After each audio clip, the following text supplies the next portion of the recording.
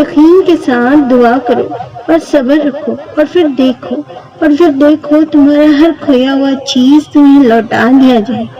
اے دلوں کے حال جاننے والے رب، تجھ سے تو کچھ بھی نہیں چھپا، تو سب جانتا ہے، تجھے تو سب کی خبر ہے۔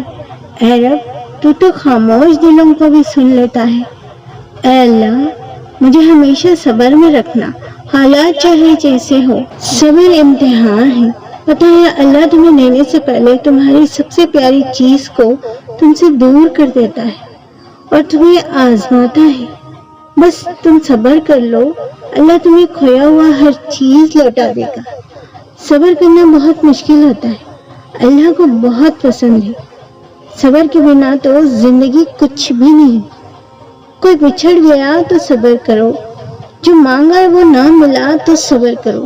اگر اللہ تمہاری سب سے پیاری چیز کو تم سے لے لیتا ہے تب بھی صبر کرو۔ رب سے شکوہ نہ کرو، اللہ کے فیصلے پر کبھی سوال نہ اٹھاؤ۔ اللہ سے مانگو، اللہ سے مانگا کرو، بے شک ایک وہی ہے اور وہ ہمیں عطا بھی کرتا ہے کہ ہم تیری نعمتوں کا شکر ادا کر سکیں۔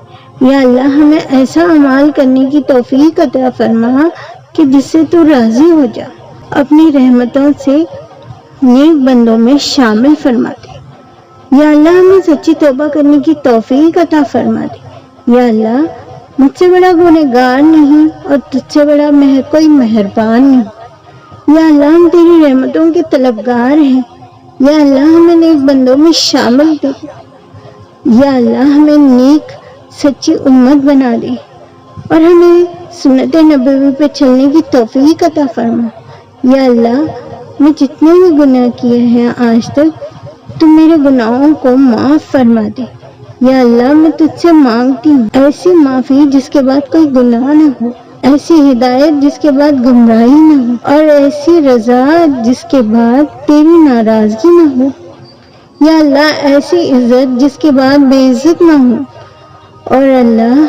اور یا اللہ، یہ دعا سننے والوں کو بھی محفوظ فرما اور ہر پریشانی سے دور رکھ۔